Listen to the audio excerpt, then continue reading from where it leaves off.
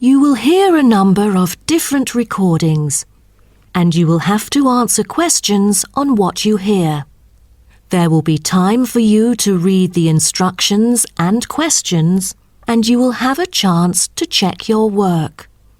All the recordings will be played once only. The test is in 4 sections. At the end of the test, you will be given 10 minutes to transfer your answers to an answer sheet. Now turn to Section 1. Section 1. You will hear a conversation between an agent from the Student Job Centre and a student who wants to find a part-time job. First, you have some time to look at questions 1 to 3.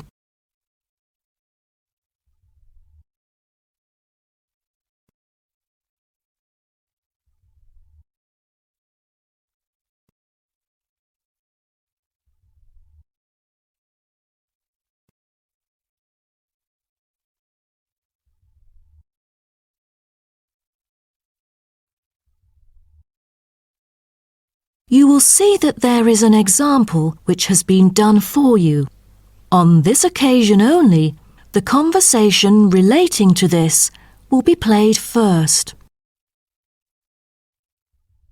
Good morning. Oh, good morning. Is this, room number 316? Yes, that's right. So, is this the Student Job Centre? It certainly is. How may I help you? Well, actually, I'm looking for a job, a part-time job. Do you have anything available at the moment? Ah, yes. Are you a registered student? I'm afraid this service is only available to full-time students. Yes, I'm doing my degree in statistics studies.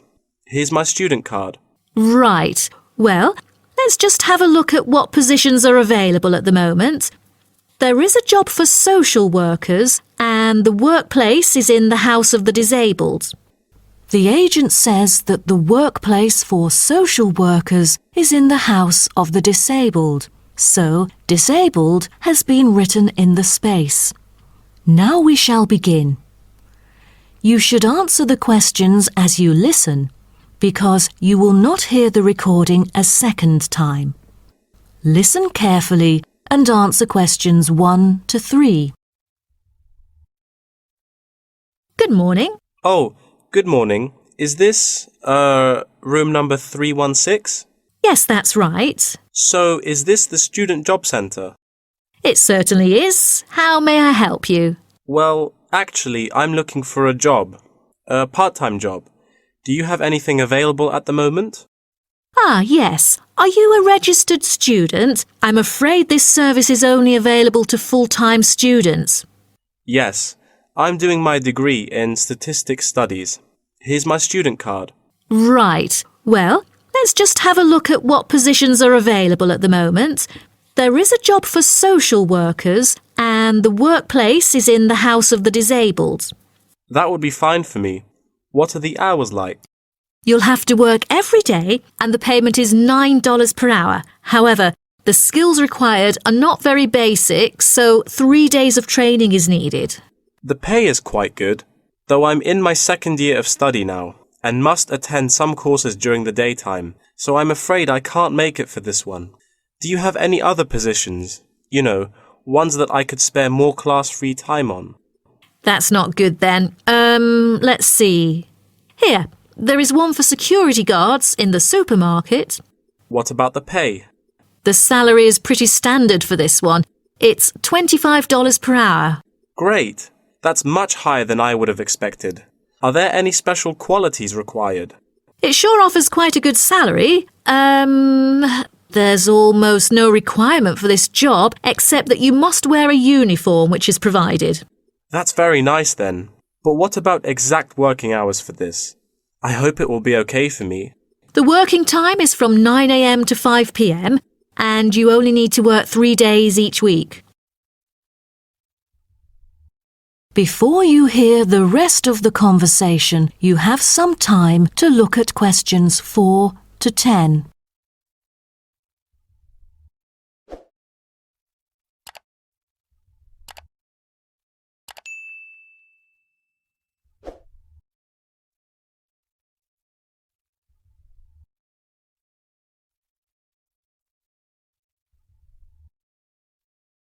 Now listen and answer questions 4 to 10. That sounds like fun, but unfortunately, I've got other arrangements during the weekdays, so that's not possible either, I'm afraid. Well, I think we do have something else for you. Yes, here it is. There is a vacancy for a van driving position in a furniture company that might suit you. What is the working time for this one?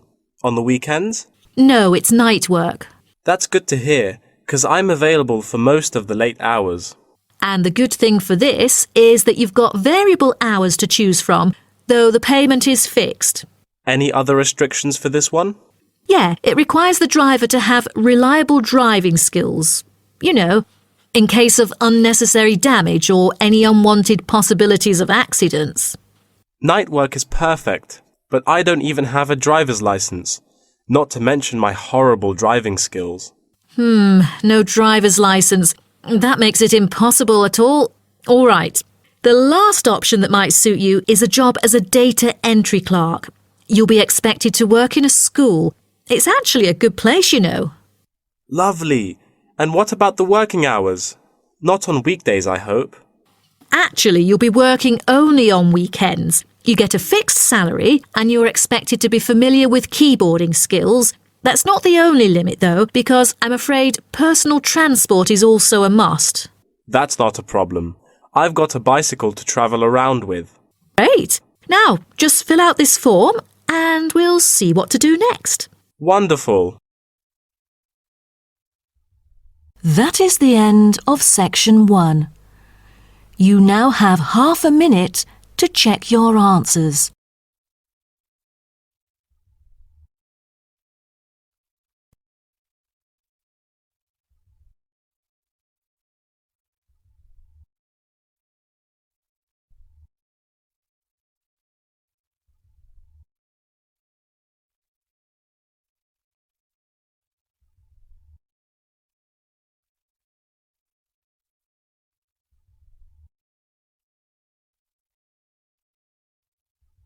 Now turn to section 2. Section 2. You'll hear a talk between an interviewer and an interviewee called Chris Evans from the Royal Caledonian Curling Club about ice curling. First, you have some time to look at questions 11 to 16.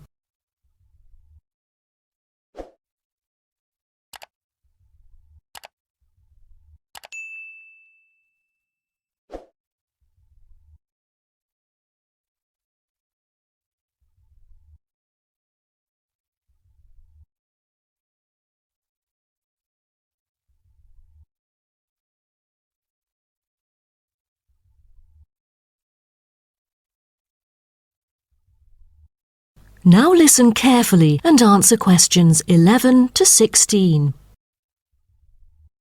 Today, we're pleased to have on the show Chris Evans from the Royal Caledonian Curling Club. Now, let's welcome Chris to tell us something about ice curling. Chris, please. Thank you. It's my honour to briefly talk about ice curling here to all of you. So let's start with what curling is. Curling is a sport in which players slide stones on an ice rink towards a target area which is segmented into 4 concentric circles. 2 curling teams consist of 4 players, the lead, the second, the third, and finally the skip. The captain of the curling team and its players will throw their stones in the order stated above. Each team has 8 stones. The purpose is to accumulate the highest score in the game. Points are scored depending on which stone is resting closest to the centre of the target area at the end of the game. The ice surface on which the game is played, or the rink in curling, is called the sheet. It is covered with tiny droplets of water that become ice and cause the stones to curl or deviate from a straight path. The curling players should slide the heavy polished stones or rocks across the ice curling sheets towards the house, a circular target marked on the ice, as I mentioned before. There are several pieces of equipment essential for a curling game, so a concise instruction will be given to you. The most important things are the curling brush, which is used to sweep the ice surface in the path of the stone, as well as the curling stone, which is sometimes called rock. The former is usually made of horsehair and the latter is made of granite, mainly coming from Scotland. Curling shoes are similar to ordinary athletic shoes, except that the two shoes in a pair have dissimilar soles. The sole of the slider shoe, which is designed for the sliding foot, is typically made of Teflon, while the gripper shoe for the hack foot has a special layer of rubber applied to the sole. During the curling game, you may also find a stopwatch attached either to the player's clothing or the broom, which is used to time the stones over a fixed distance to calculate their speed. Before you hear the rest of the talk, you have some time to look at questions 17 to 20.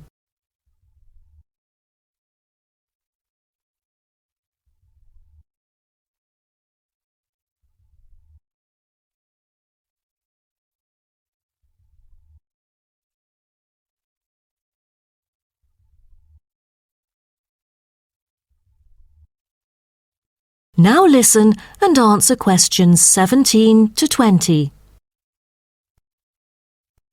Now, a word about the development of curling clubs. Curling is thought to have been invented in medieval Scotland, and outdoor curling was very popular in Scotland between the 16th and 19th centuries, as the climates provided good ice conditions every winter. Kilsyth Curling Club is renowned as the first club in the world, having been formally constituted in 1716, and widely influencing ice curling development. In Kilsyth today, both men's and ladies' sections are thriving, participating in all major competitions and having won championships in the British Open in the past. The mother club of curling, Grand Caledonian Curling Club, was instituted in 1838 for the purpose, not as such to attract people's interest, but to regulate the ancient Scottish game of curling by general laws. With these official rules, the young curlers could be trained in a more professional way. By 1842, the new national club had sought to obtain royal patronage, and it has ever since been known as the Royal Caledonian Curling Club.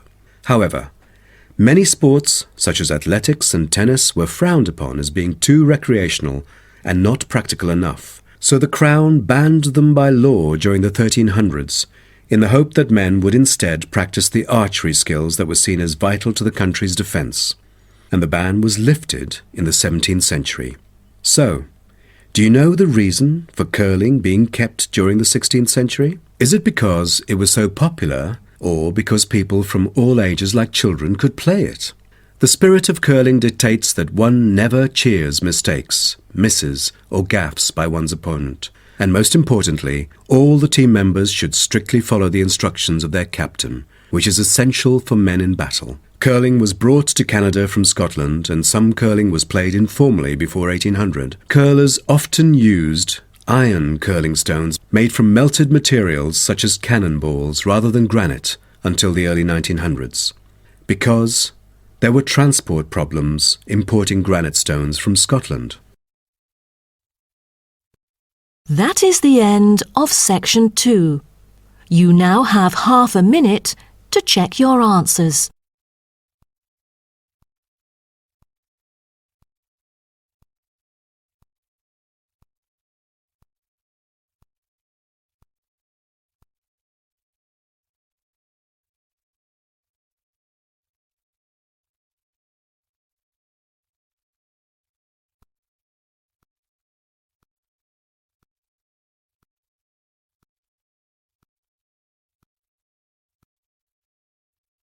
Now turn to section 3. Section 3. You will hear a student called Greg talking to his student about the study of the wind farm in Australia. First, you have some time to look at questions 21 to 25.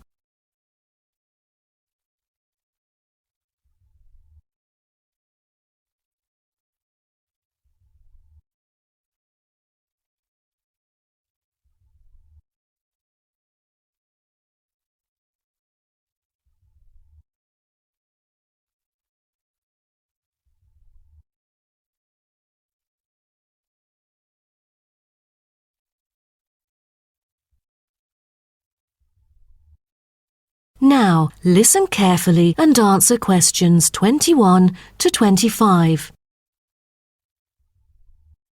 OK, Greg. So I finally managed to read the article you submitted, the one about the study of the wind farm in Australia. You did? Great! What did you think of it? Yeah, I was a little confused at first because of the background information you failed to present on the paper. I mean, it's kind of important for you to give some general knowledge before you start actually writing on the main theme. Oh, I was thinking of doing that during the presentation session. But now that you have mentioned it, I could add it to the beginning of the essay. I've done some research on that, to think about the different ways that people use wind. Wind is one of our cleanest and richest sources of power, as well as one of the oldest. Windmills began to be used in ancient Iran back in 7th century BC.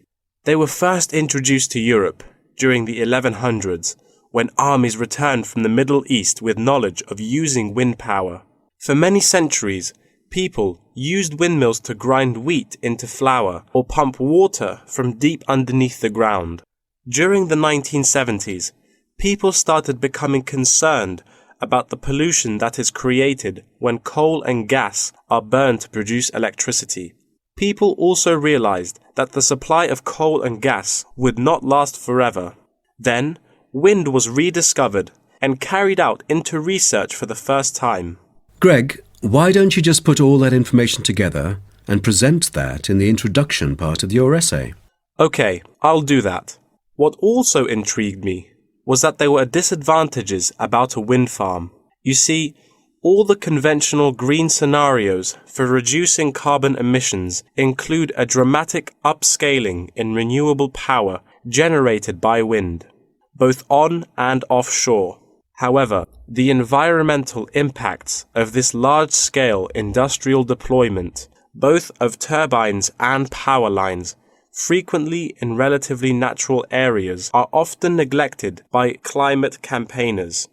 For example, wind turbines have the reputation of generating noise as well as electricity. So as more electricity is produced, they can be really noisy. Another thing is that some new turbine blades kill a worrying number of birds, especially large birds like raptors. But there must be a bright side, right? Yeah, of course. According to figures pulled together by consultants of the Intelligent Energy Systems using data from the Australian market operator, wind energy accounted for 50% of demand in the state. That's half of the power source. Besides, this one unexpected outcome really attracts lots of visitors and helps the local tourism. That's good to hear. Before you hear the rest of the talk, you have some time to look at questions 26 to 30.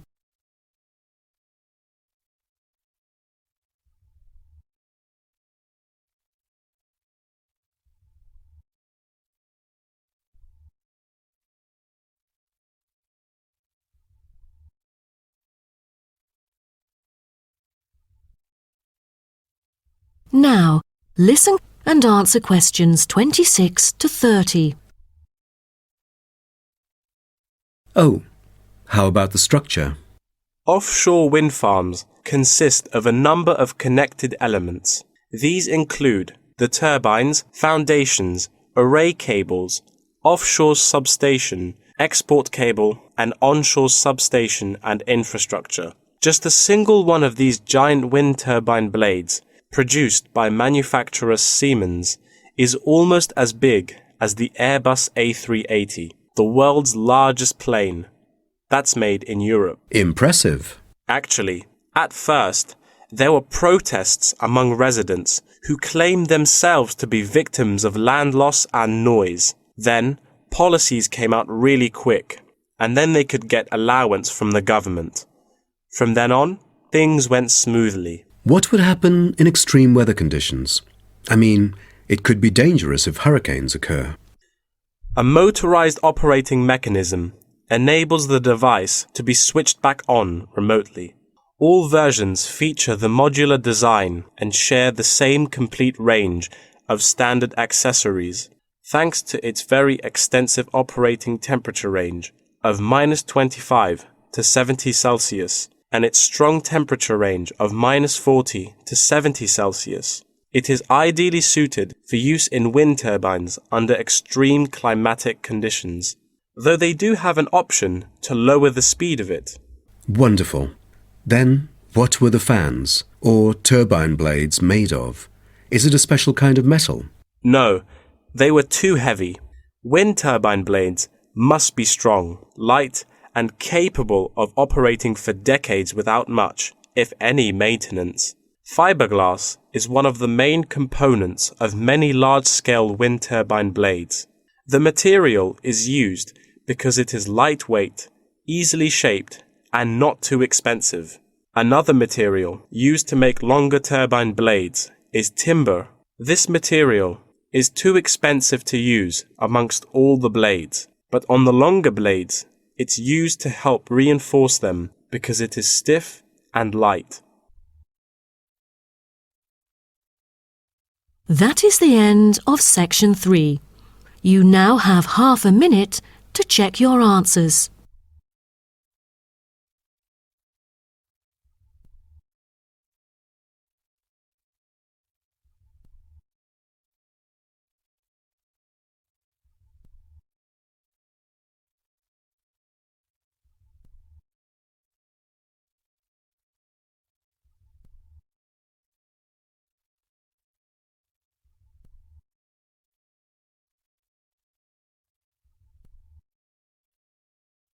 Now turn to section 4. Section 4. You will hear part of a lecture about tea tree oil. First, you have some time to look at questions 31 to 40.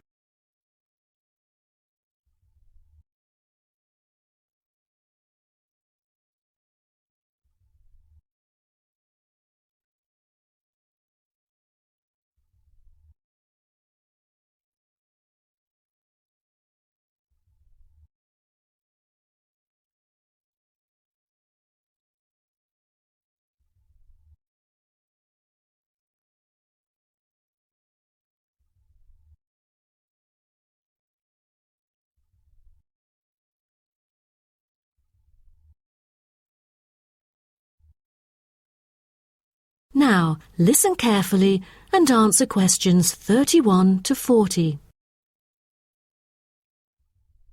So, what I'm going to talk about to you today is something called tea tree oil, which was first extracted from Melaleuca alternifolia in Australia.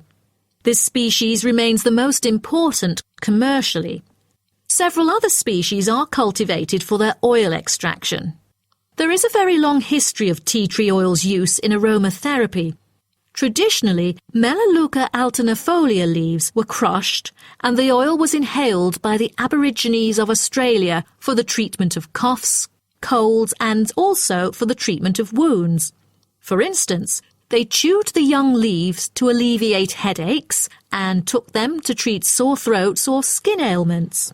The Aborigines world was discovered by Willem Janszoon, a Dutch explorer who was the first European to sail to Australia. In 1606, he reached the northern coast of Australia in his ship. Then several voyages of exploration followed in the first half of the 17th century.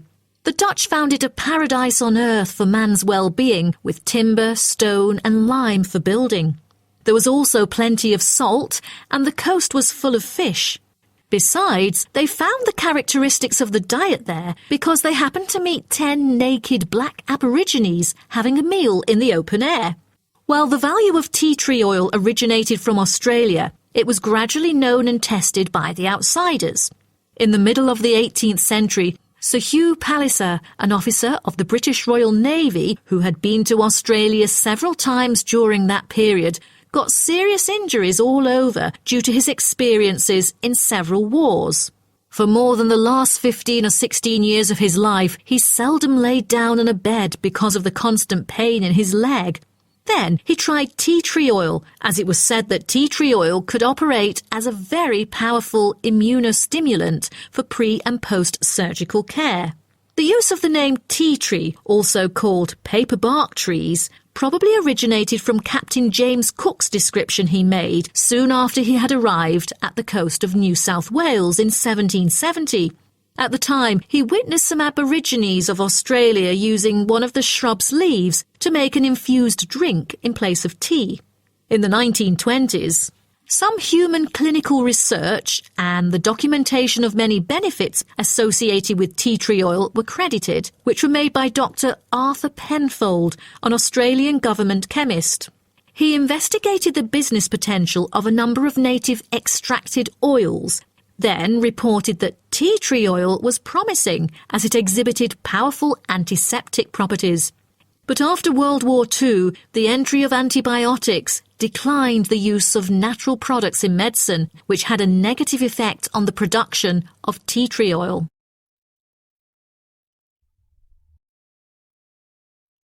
As such an important and valuable material in the world, how is tea tree oil produced? I think most of you are curious about this. Tea tree oil can be extracted in some different ways, but the most traditional way is steam distillation. Once harvested in winter, when the amount of required essence in oil meets the needs for production, the finely cut trees are transported to a steam distillation facility. The extraction is made by distilling the leaves in specially designed stainless steel stills, along with the stems, to yield pure oil. The water-filled boiler is heated and constantly monitored to maintain the correct temperature. Both the steam and oil evaporate and then condense as they run through a pipe into the collecting container where the oil floats to the lid, while the water, because of gravity, goes steadily out the lower exit pipe. At the end of the hour, the oil is siphoned off through the upper pipe, while the condensed steam floats through the lower pipe towards the ground. At the end of each distillation, all the spent plant material is hauled out of the still pot by hand with a short rake, piled onto a trailer and spread where required as a thick woody mulch. That is the end of section 4. You now have half a minute to check your answers.